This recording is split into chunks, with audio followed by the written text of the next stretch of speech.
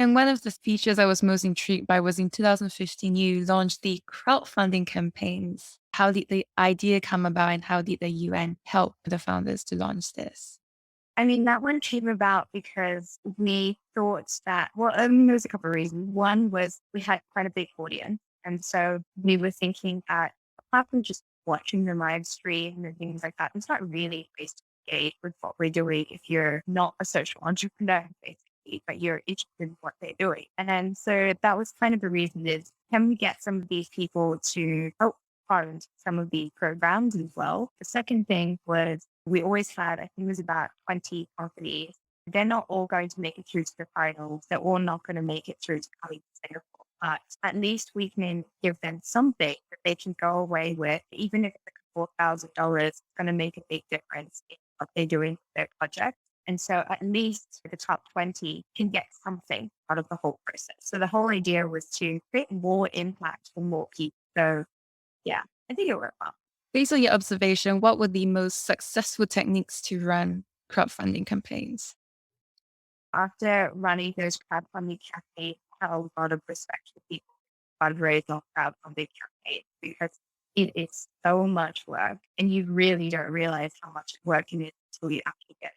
I think the successful one had everything to do with how you communicate your story and how you present your story as well, what platform you're using. But yeah, I think the most successful ones I've seen were ones that were able to effectively use a lot of different marketing channels in order to promote the message. And they had planned it out, like really strategized how they were going to do this. So it wasn't just, I'm going to upload a bunch of pictures, help you work, use the money for, and then I'm going to go live with it. But it was more of, I'm going to rally my audience. I'm going to put out a bunch of content before, during, and after. I'm going to do update messages and it has to be really appealing to offer to people who are potentially funded as well. It's a huge campaign. And we did part of the work in terms of we had a toolkit everyone got sent about how to run it, what content to create, things like that. And obviously they've got the leverage of UN Women and MasterCard network as well. And when you're all launching at the same time, you also have the network. Someone else's audience might be more interested in what you're doing. So you really amplify it in that way and track the algorithms with social media as well. But if you're just doing it by yourself, it's a lot of planning. It's all planning and marketing is the most important. Do you feel like planning marketing was one of the biggest struggles that these entrepreneurs face? Like, what were you observing about them? Yeah, so I think marketing is one thing, but I think it also depends on what the project was, right? Or their business was, because some of them didn't need the kind of marketing that we would be using for crowdfunding. They're only trying to do it because that's what was required in order to raise the funding. But if in working with micro entrepreneurs, girls from slums or things like that, it's obviously a different type of marketing or even skill set that you require to bring people on board and get people excited about what you're doing and in line with your mission as well. But the biggest thing that I saw, which part of the reason that I ended up moving on from project side was a lot of the entrepreneurs were coming to us looking for funding for tech solutions. And every time we look at these proposals, we're looking at them saying that nobody on the team has the skill set in order to build these tech solutions or even know if it is the right solution for what they're trying to do. And I think also there is a lot of hype about tech for tech's sake, right? Like sometimes you don't need a high tech solution for a problem. And so, but it's just kind of the sexy thing does attract positivity. It does get people excited. And everyone wants to be involved in something that's new, not necessarily the old way of doing it. So that was one. We saw a lot of application on solutions. The use case for it or the justification or the skill set of the team was just not there. And then the second thing was, I mean, even though we call it as a social entrepreneurship program, I learned that social entrepreneurship means different things to different people and also means different things, like depending on where you are in the world. And so it becomes a massive, I guess, range between for profit businesses that are donating a percentage of their profits to a cause, all the way to a nonprofit who happens to be making handcrafted bracelet and selling them. It doesn't obviously fund the entire operation of the nonprofit.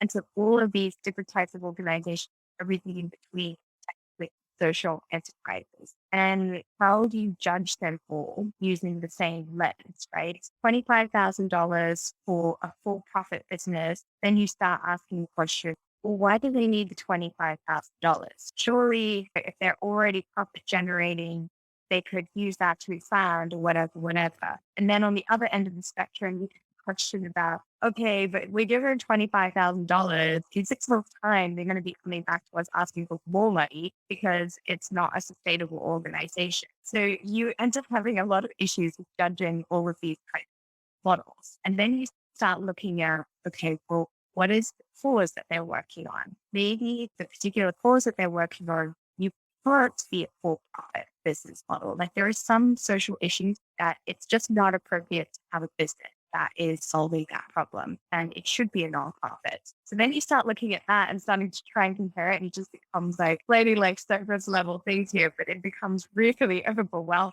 But I think the thing that most of these founders had in common was they were coming from a place of the cause and super passionate about the issue that they were solving, but they didn't think about how do I make this sustainable?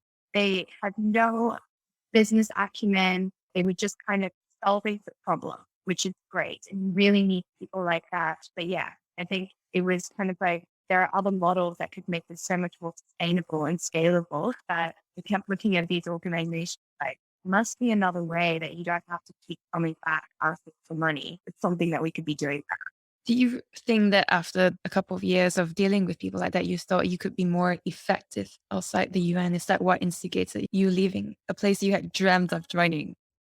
Yeah, I think it's that, but I think it's also realizing that you don't do well in bureaucracy. I think everything that happened with Project Inspire was because I had full control over that and we could keep testing new things. MasterCard were a great partner for us.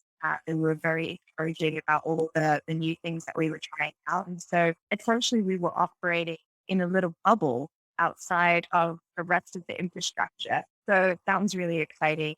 But I think it got to a point where I was like, I think there have to be other models for this. And I think it was also a point in time they were looking for a lot of founders coming up looking for funding solutions. And that was a point in time where I started to be more in the whole startup world. I was going to startup conferences, and it was also when the whole big dating app boom thing was happening. And so at UN Women, we kept getting startups coming to us and saying, hey, you're UN Women. You must have women. We need more women on our app. Like, I have this idea of startup founders being like, oh my God, like who are these people? They have no idea what they're doing. And yeah, so I ended up going to more startup conferences, just seeing what was out there. The idea was maybe we could like combine two worlds in some way. And I remember, I went to an E27 conference. It was my first E27 conference that I went to. And I went down the startup alley and they had all of these dating apps there. And like literally, you go to one booth, it's like, hey, I'm a dating app in Vietnam. Okay, next one, hey, I'm a dating app in Thailand. Hey, next one, hey, I'm a dating app. I'm in Thailand. Do you realize there's a dating app in Thailand right next to you?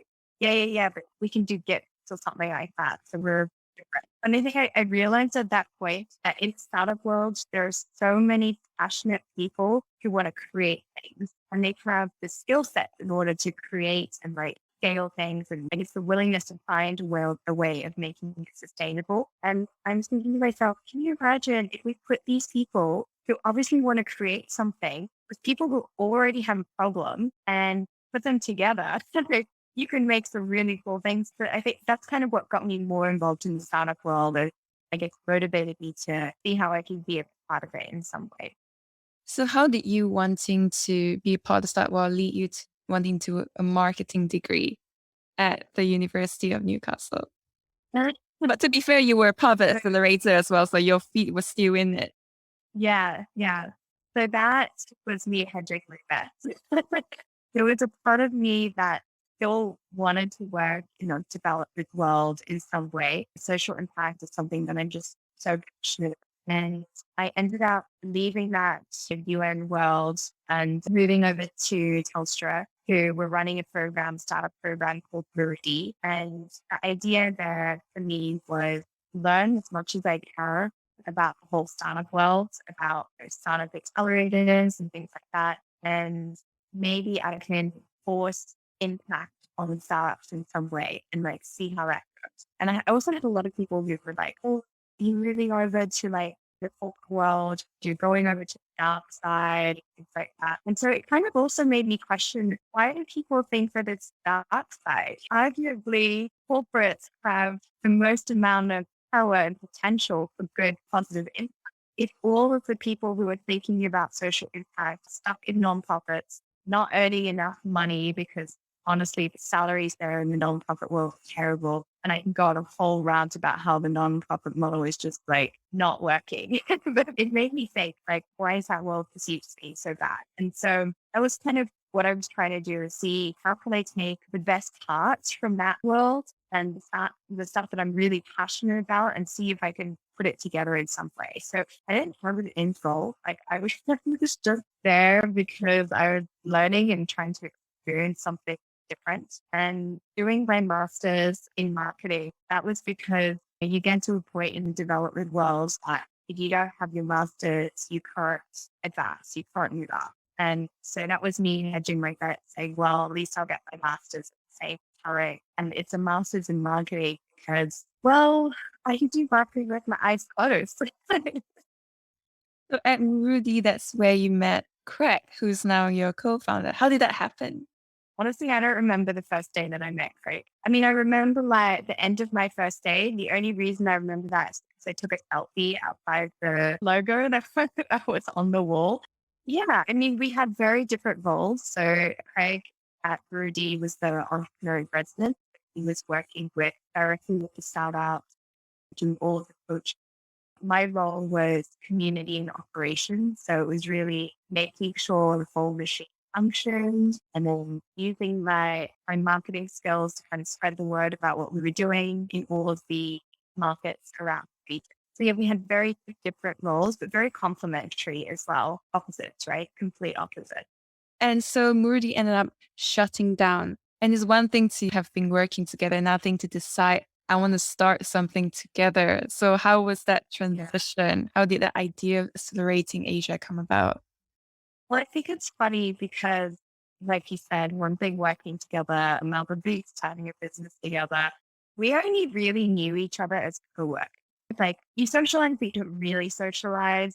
You don't really share like parts of your personal life or anything like that. You go for after work drinks and then you go home. Like you don't talk about anything else. So we were definitely, our relationship was definitely as co-workers. And so starting a business together was kind of in response to the feedback that we got as muru-D was shutting down. A lot of VCs, a lot of startups, and a lot of mentors who were very close to the muru-D program reached out to us and were like, can't let this thing die. We actually went out and tried to see if the original idea was, okay, if Telstra leaving, maybe we could find someone else, like another partner to probably like take over the entire group. And then as I guess our friend was burning out and kind of realized it's just not feasible. A transaction that size to go through is just, it's not possible. Like the corporate world moves way too slow, for things like that. And so then we started to think about, well, what if we did this ourselves? And I go back to the worst case scenario thing that my then husband said was the worst case scenario, applying for jobs and everything. We're probably going to be working in some innovation team or have an idea of what your career trajectory is going to be. I mean, we don't know what's going to happen if we start up accelerating. So we could just try it. We gave ourselves 6 months to just see. And if it did work out, we'll forget about it and go find a job. So yeah, we were on a timeline. And that's essentially how we started. We got to know each other pretty quickly during that 6 month period. What you guys ended up doing was to create an independent startup accelerator, which you have described as well as the missing middle. What does that mean? Yeah. So the missing middle, it's funny because I actually got that phrase from the development world. And it's funny because it actually applies to the startup world as well. There's so many parallels across the two worlds. And it's basically that there is a funding gap for social enterprises or startups. So in many markets, there's a lot of really, really early stage incubated government entrepreneurship programs, or even like on the social entrepreneurship world, there's a lot of development organizations doing capacity building programs. And then on the other end of the spectrum, we have all the institutions. So in the startup world, you have all the venture capitalists who are investing big ticket sizes, at least 500K, but typically much, much more. In the development world, you also have institutions, the Bill and Melinda Gates of the world who are investing large sums. And in the middle, you have all of these organizations that are past the stage of doing that early stage kind of thing. They're not at the stage where they can qualify for some of these big grants or big investment dollars. I mean, one, because they probably don't meet the requirements in terms of just going through due diligence, their government structures or anything like that. The second is that they're probably too small to even absorb that kind of money, like what are they going to do with all of that money? And so, yeah, we call it the missing middle, which is there's a huge opportunity to do a lot of capacity building. And you don't necessarily need to start from square one with these organizations, right? They have probably already been operating for a couple of years. There's something now already. They just need to get to that. So if you can help them bridge that gap, then they've got a lot better chance of succeeding. But also because you're catching them at such an early stage that you can be part of the journey too. Hopefully set them up with a stronger foundation than if they were to try to do it themselves. And what were the biggest hurdles that you faced in setting up this independent accelerator? I think you were going around and asking other people doing the same thing as well, right? What are your biggest issues? Uh, so in Singapore, there's only ever been one other independent accelerator program, and it was JFP, and they are legendary in the regional ecosystem. And unfortunately, the model just didn't work for them. So obviously, when we were starting Accelerator Show, we knew that one, first organization that we're going to be compared to is them. Second is we need to go to them, find out like what happened, what would they do differently. Obviously, a few years had passed and they had decided to shut down. And when we decided to start up, so a lot of things have changed the ecosystem, but I think there was a lot of opportunity to learn. So yeah, I think the challenges that we face, I guess the problem is with an accelerator program, you can't charge startups, right? Startups don't have money. And so if you're running a program for startups, you're not going to get money from that. So then the question is, well, who do you get money from? And how do you balance that between providing services for things that are revenue generating and also working with the startups, which I guess are your long-term bets. So we knew we needed to set up something. We set up a consulting arm, and the consulting is essentially revenue generating part of the business, the short-term cash flow that kind of keep everything up and running. The accelerator program is our long-term bet. We take equity in each of the startups, but we also take a program fee. And that was possible for us to take a program fee when we set up one. So we do take a cash program fee from the startups, but essentially it's a pass-through of the investment that gets made from the fund into the startup. And that is essentially just the operation of the accelerator program. How was it to set up that consultancy program? It says you were bootstrapping. It was the first thing we set up. And yeah, it was literally just me and Craig going out to all contacts we knew. Like, what can we do for you? What kind of programs can we run? We didn't even really have an idea of what we could be doing on the consulting side of things. And it worked out so well that our first client was the Australian government. They had their landing pad program, and we were working with them on helping the Australian companies that were coming to expand in the region. And that was a relationship that we had developed over a couple years before we even started acceleration. So they knew us really well, and we knew exactly what to expect from the whole thing. And then obviously when you have a first client like that, the second, third clients come on pretty easily. And one of the programs you run is the 100-day accelerator program. What's the curriculum like? How do you think about it? Because here you have some interesting things like the one-on-one entrepreneur in residence. You still have the highlight startup mastery program in San Francisco and Silicon Valley as well. Can you share a bit about that?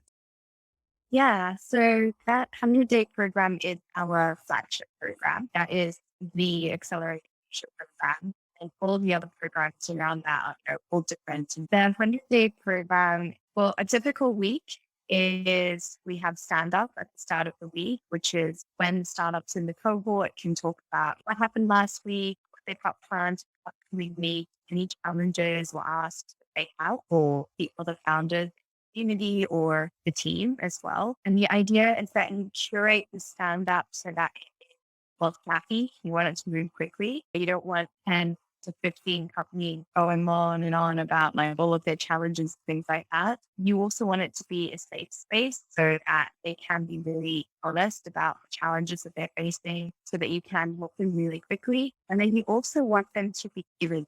So another founder is asking a question, they happen to have expertise in it, that they volunteer themselves and kind of it becomes a community. So that's stand up. And I think stand up is probably the highlight of the week. And then after that, they'll usually have a session, a one-on-one session with our entrepreneur and resident. That could be anything, but that is a deep dive into their business and what they're currently going through. It could be anything from fundraising strategies, their pitch, growth, operation, governance. The program is very tailored to startups and what the challenges they're currently facing. Typically, the startups coming to us have already been through some kind of program in their home countries. They've probably already raised angel funding. So they're not new. And if we were to go through a lot of theory-based things, it would be a waste of their time, a waste of our time. So the program is very curated and responsive to whatever's happening. We also have masterclasses. So the masterclasses are typically in the first month of the program after the whole recruitment period. We've got a pretty good idea of the challenges that startups are facing. And so the first month is kind of pre-curated as they're coming into the program. And then after that, depending on what's going on, we change it up. We have one batch that raised or pretty much closed their round in the first month. So we have to change our program. Okay, how do you deploy? How do you hire to need leadership coaching for the founders as well? And then at some point during the week, we'll have kind of community event or have VC office hours. We also have the trip to San Francisco, although obviously not traveling right now. So that is open to our portfolio when we do end up going back. And then after they graduate, there is a lot of engagement we still have. Anytime we have an issue, you can reach out to us. Have a new investor coming aboard, they need help, reach out. So it's a combined relationship for sure.